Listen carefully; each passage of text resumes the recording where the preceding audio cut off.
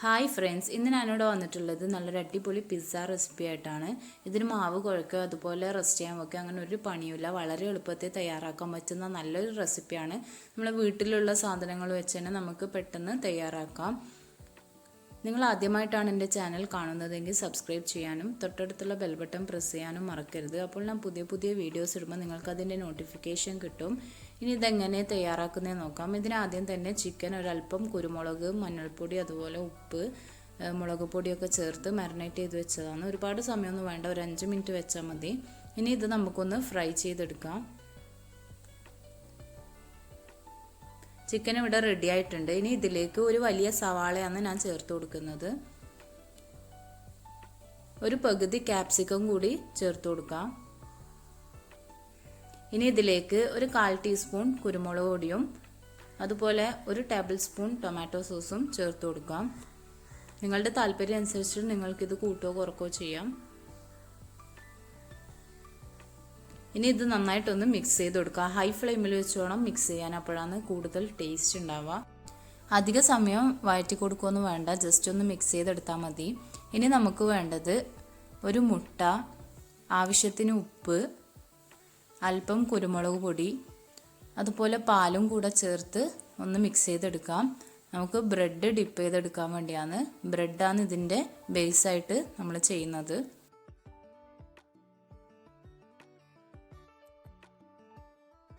ഇനി ഇതിനു വേണ്ട സോസ് തയ്യാറാക്കണം. നിങ്ങളുടെ കയ്യിൽ പിസ്സ സോസ് ഉണ്ടെങ്കിൽ അത് യൂസ് ചെയ്യാം. ഞാനിവിടെ ടൊമാറ്റോ സോസാണ് എടുത്തിട്ടുള്ളത്. ഇനി ഇതിലേക്ക് ഒരല്പം ഒറിഗാനോ കൂടെ ചേർത്ത് നന്നായിട്ടൊന്ന് മിക്സ് ചെയ്തെടുക്കുക. ഒറിഗാനോ ചേർക്കുമ്പോഴാണ് നല്ല കറക്റ്റ് പിസ്സൻ്റെ ടേസ്റ്റ് വരുന്നത്. നിങ്ങളുടെ കയ്യിലുണ്ടെങ്കിൽ ചേർത്ത് കൊടുക്കുക, ഇല്ലെങ്കിൽ സ്കിപ്പ് ചെയ്താലും കുഴപ്പമൊന്നുമില്ല. ഇനി ഒരു പാൻ വെച്ച് നന്നായിട്ടൊന്ന് ചൂടാക്കുക. അതിനുശേഷം ഫ്ലെയിം ഓഫ് ചെയ്യുക. ഇനി ഇതിലേക്ക് ഒരു 8 പീസ് ബ്രെഡാണ് ഞാൻ എടുത്തിട്ടുള്ളത്. നിങ്ങളുടെ പാത്രത്തിൻ്റെ വലിപ്പം അനുസരിച്ചിട്ട് നിങ്ങൾക്ക് കൂട്ടുകയോ കുറക്കുകയോ ചെയ്യാം. ഇനി ഇത് മുട്ടയിലേക്ക് ഡിപ്പ് ചെയ്ത് നമുക്ക് പാത്രത്തിൽ വെച്ച് കൊടുക്കാം. ഫ്ലെയിം ഓഫ് ചെയ്തിട്ട് വേണം ഇത് ചെയ്യാൻ. ബ്രെഡ് ആയതുകൊണ്ട് പെട്ടെന്ന് കരിഞ്ഞു പോകാൻ ചാൻസ് ഉണ്ട്. എല്ലാ ബ്രെഡും ഇതുപോലെ ഒന്ന് സെറ്റ് ചെയ്ത് കൊടുക്കുക. എന്നിട്ട് നമുക്ക് റൗണ്ട് ഷേപ്പിലാക്കി എടുക്കണം. ഒന്ന് സൈഡൊക്കെ ഒന്ന് സ്പൂൺ വെച്ചിട്ട് പ്രസ് ചെയ്ത് കൊടുത്താൽ മതിയാകും. നമുക്ക് റൗണ്ട് ഷേപ്പിൽ കിട്ടിക്കോളും.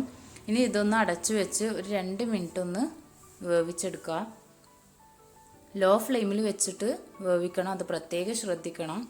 ഇനി ഇതൊന്ന് തിരിച്ചിട്ട് കൊടുക്കുക. 2 സൈഡും ഒരു 2 മിനിറ്റൊക്കെ വേവിച്ചെടുത്താൽ മതിയാകും. ഇതിവിടെ റെഡി ആയിട്ടുണ്ട്. നേരത്തെ തയ്യാറാക്കി വെച്ച ഫില്ലിങ് നമുക്ക് ഇതിലേക്ക് വെച്ച് കൊടുക്കുക. ആദ്യം തന്നെ സോസ് സ്പ്രെഡ് ചെയ്ത് കൊടുക്കുന്നുണ്ട്. നിങ്ങളെ താല്പര്യം അനുസരിച്ചിട്ട് നിങ്ങൾക്ക് എങ്ങനെ വേണമെങ്കിലും ലെയർ ചെയ്തെടുക്കുക.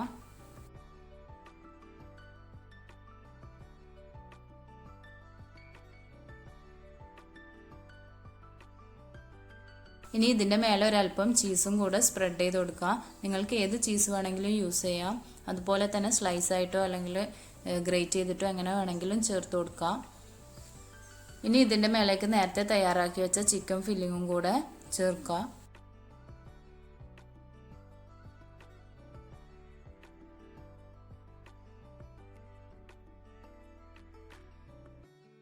ഇനി ഇതിൻ്റെ മേലെ ഒരല്പം ചീസും കൂടെ സ്പ്രെഡ് ചെയ്ത് കൊടുക്കുക. അതുപോലെ തക്കാളിയും ക്യാപ്സിക്കവും ചെറുതായി കട്ട് ചെയ്തതും കൂടി ചേർത്ത് കൊടുക്കുന്നുണ്ട്.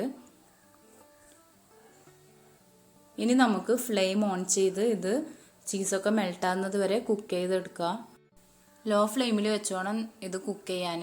ബ്രെഡ് ആയതുകൊണ്ട് പെട്ടെന്ന് കരിഞ്ഞു പോകാൻ ചാൻസ് ഉണ്ട്, അത് നിങ്ങൾ പ്രത്യേകം ശ്രദ്ധിക്കണം.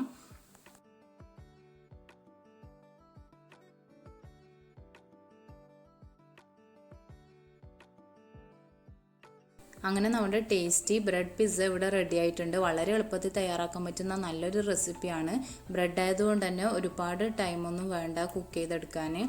ബ്രെഡൊക്കെ എപ്പോഴും നമ്മുടെ വീട്ടിലൊക്കെ അവൈലബിൾ ആയിരിക്കും. നിങ്ങളെല്ലാവരും ട്രൈ ചെയ്ത് നോക്കണം. എല്ലാവർക്കും ഒരുപോലെ ഇഷ്ടപ്പെടുന്ന നല്ലൊരു റെസിപ്പിയാണ്. ഇഫ്താറിനൊക്കെ വളരെ എളുപ്പത്തിൽ തയ്യാറാക്കാൻ പറ്റുന്ന നല്ലൊരു റെസിപ്പിയാണ്. നിങ്ങളെല്ലാവരും ട്രൈ ചെയ്ത് നോക്കി നിങ്ങളുടെ അഭിപ്രായങ്ങളൊക്കെ അറിയിക്കണം. നിങ്ങൾക്ക് എൻ്റെ വീഡിയോ ഇഷ്ടമായെങ്കിൽ ലൈക്ക് ചെയ്യാനും കമൻറ്റ് ചെയ്യാനും ഷെയർ ചെയ്യാനും അതുപോലെ സബ്സ്ക്രൈബ് ചെയ്യാതെ കാണുന്നവരുണ്ടെങ്കിൽ സബ്സ്ക്രൈബ് ചെയ്യാനും മറക്കരുത്. ഇനി നല്ലൊരു റെസിപ്പിയായിട്ട് വീണ്ടും കാണാം. താങ്ക്